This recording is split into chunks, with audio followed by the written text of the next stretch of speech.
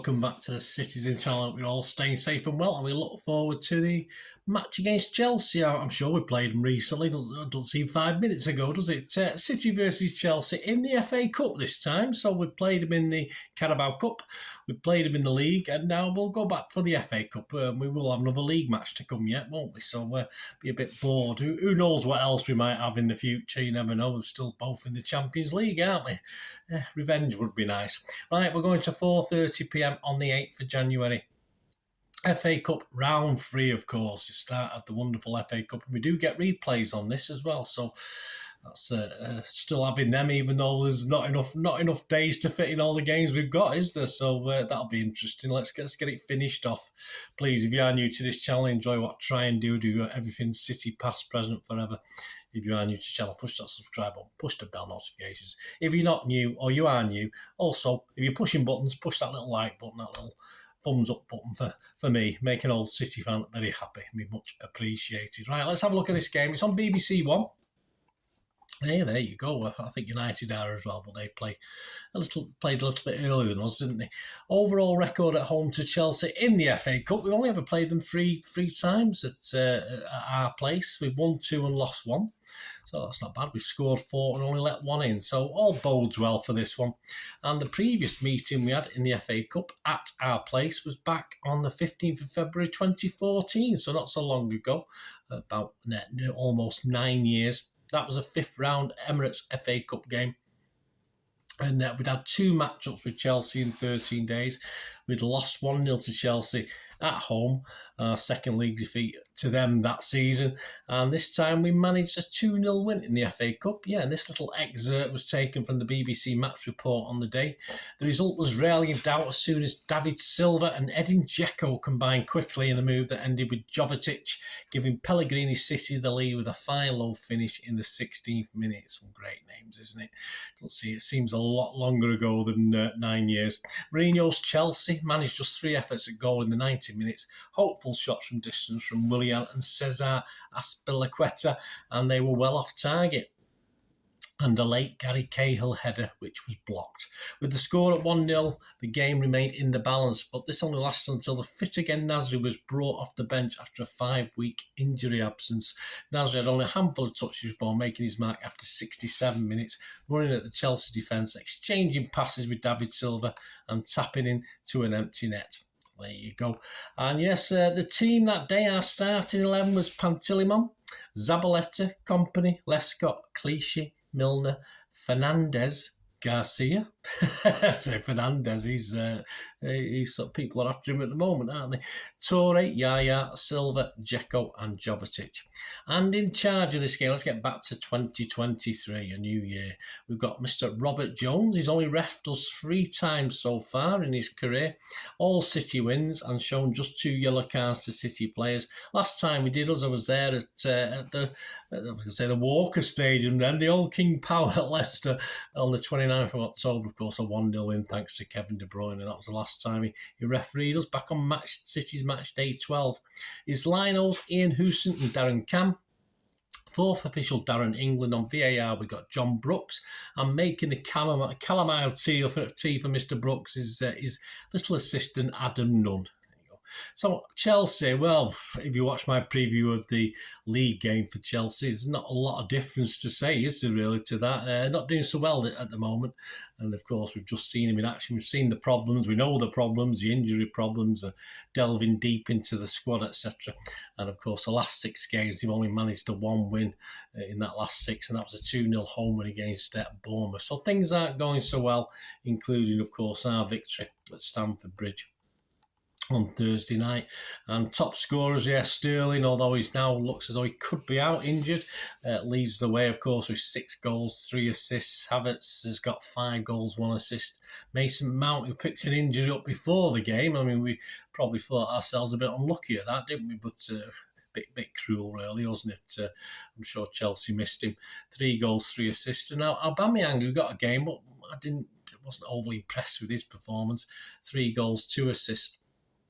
So their injury list, I mean, they had people like Fofana, Loftus-Cheek, Reece James, Kante, Mendy, Chilwell, Brozier all out, and now you can probably add Mount, Sterling and Pulisic to that, which So it's a bit of a problem for old Mr. Potter, and they do need, as we've said before, the magic of Harry at the moment, never mind Graham, and he's struggling. And I think he's feeling at this point in time a wee bit sorry for himself. He's only been there, 4 months or so?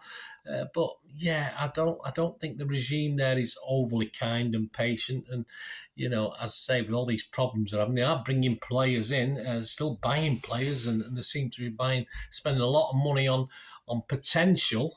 Whether that's the right way to go, I'm not overly sure. It looks a bit of a scattergun approach to me. But at this point in time, we can only look at what they're doing. They're in 10th spot, of course, in the league, so only halfway. Realistically, they're out of the title race now. They're surely not going to win the title race from this position. And, of course, we put them out of the Carabao Cup before the World Cup break. So a top 6 is possibly the best they can get, which is still not what they want to be. And perhaps, who knows, they might pull off a 3rd Champions League win. They can bring in even more inflatable trophies, can't they? But if they did that, I think then they really will have Harry Potter in charge if they can manage that feat this season. Potter's choice for this game will be even more limited. He'll be really putting guys in that he wouldn't really want to. And I think that although they gave it a good go in the Carabao, it could have gone either way. I know we won 2-0, but Chelsea did have some great chances in that match. I think progressing in the FA Cup will be a little bit more daunting for the team that Potter's going to put out as he juggles his fast-reducing 100-man squad to try and get a team out for this. And Pep now with only possibly, is it Diaz? Only Diaz on the injury list at this point in time, unless someone else has come onto it today as I'm recording this. But only Diaz out, we should have too much for Chelsea. So that really takes us onto us, doesn't it? What about us? What about City? I say a win at the Bridge. It wasn't exactly convincing. I don't think we did what we had to do. Chelsea still had 1 or 2 pretty good chances where they might have clawed their way back in, but we did enough to win it. And I think Pep's still playing around with his tactics and formations and his mind games as well with the press, his mind games with the supporters, and perhaps to some extent his mind games with the players as well, which isn't good. I don't like that, but we'll see. We'll see. I say we've got a couple of cup games now. Let's see how things pan out after these couple of games.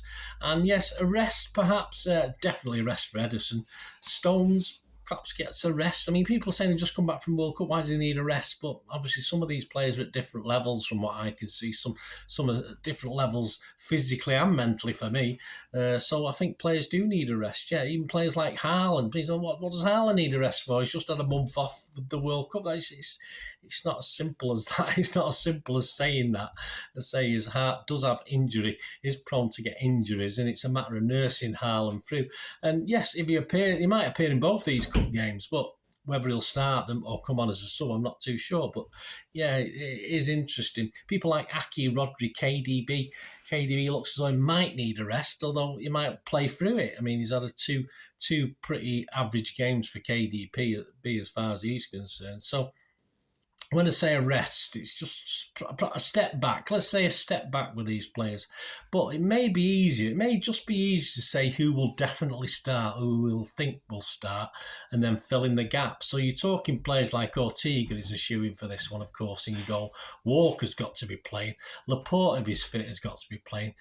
Gomez, if he doesn't play in this, he may as well just go because he's never going to see the light of day, is he? So Gomez, for me, has got to play in this one again. Phillips, of course, he came on as a late substitute, but hopefully, physically, he should be all right to start. I'm sure he is. Palmer, another one who needs a cup game. Alvarez, of course, is a definite shoo-in. And you've got to have Foden. So, I mean, that's 1, 2, 3, 4. That's 8 players. So all we're doing is finding another 3 to fill in the gaps. So, let's have a look for that other 3. What do we think? Well, a Cancelo will possibly mean no spot for Gomez. So, but will he play? I mean, he could always play Cancelo on the right again and make a total hash of it, but I doubt that very much. But yeah, we could also have Gomez more as a back 2 or 3, a more dedicated defender, and push Cancelo up on the left. But that gives restrictions for people like Palmer and stuff like that further up the field. So I don't know. I'm not overly sure. Aki or Kanji, I'd favour Aki if Laporte plays. Of course, both of them could end up playing if Laporte isn't quite right to start the game. KDB, as I said, could have a rest, too poorish game, get his mojo back a little bit, or he could play in this and have a rest for the Southampton game. So, to me, this game and the Southampton one, Pep might be looking at them both in a similar vein for the teams he plays. So the team I'm going to come up with in a minute is just as likely to play against Southampton as it is to play against Chelsea. Up top, as I said, Haaland, he might sit this one out. He might start, get pulled off, with half an hour to spare at half time. He might start both and come off, or he might be on the bench for both and come on. That's what we can do with Haaland in this position, especially when you want to give Alvarez a go as well. Bernardo may start this. Again, we're not overly sure psychologically if his head's in the right place. I thought he was beginning to play very well against Chelsea, and then he was pulled off the other day, so he should be fit enough. So this is my tentative 11. As I said, this is my Chelsea 11. Obviously, once we get this game out of the way, it could easily be a Southampton 11 as well next week. This is it. Let me know what you think. As I say, it's not that easy, is it, to pick at the moment with the body language problems, etc., from the manager and the players by the looks of it. Ortega, Walker, Akanji, Laporte, Cancelo, Phillips, Bernardo, Gundogan, Alvarez, Haaland, and Palmer. I think that's 11. Don't think I've got 12 there, have I? I think that adds up to 11. Yeah, so as I say, I've swapped that around a couple of times, but that's what I'm coming up with. If I can get 8 of that, I'll be quite happy. Sure, I should get 8, hopefully 9 at least. And of course, that, as I said, could easily be the pick for the Saints game as well. So anyway, let me know what you think. It is a little bit complicated, perhaps, than we think at the moment. And we'll have a quick look at the odds before we go. I don't condone gambling. When the funds stop, of course. These are the general odds as at the 6th of January 2023, about lunchtime, just after lunchtime. All these prices are an average price. If you shop around, you'll get better. I've just tried to pick an average price of what you can get.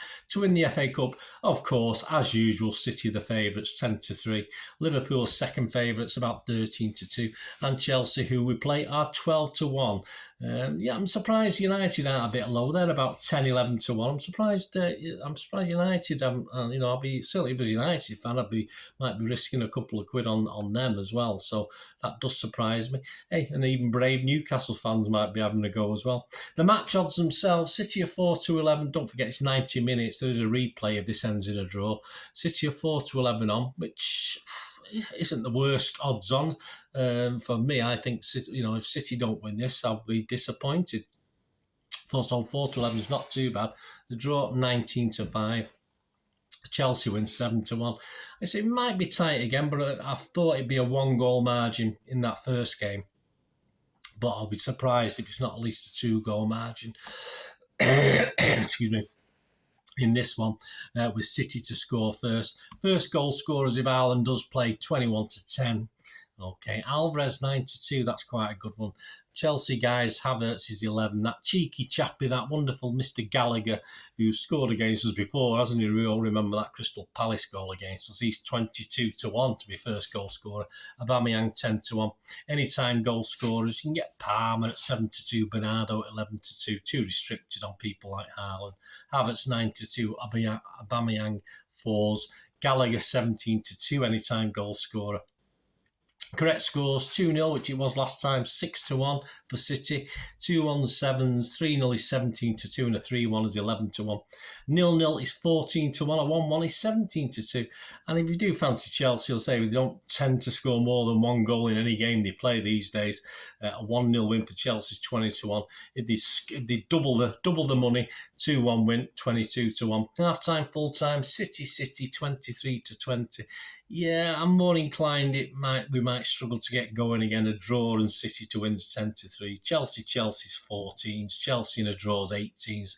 A draw and Chelsea 16s. And a draw at 90 minutes is 6-1. Goals over under, I don't expect lots of goals. But you can get over 2.5 goals at 4-6. That's not bad. So 3 goals in the game, I'll be quite happy with that. Under 3.5 goals, if you fancy that, the bookies are thinking so.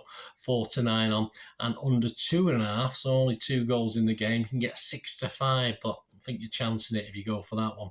Over 3.5, you expect a big high-scoring game. Yeah, there's always a possibility someone scores first and they have a go. That's 13-8. Haaland hat-trick, yeah, well, we've been looking at that, haven't we? You can get 10-1 on this, but never looked like happening at the bridge. I think probably Chelsea have got Haaland's number. I doubt that very much. But to score 2 or more, you can still get 11-4 on Haaland.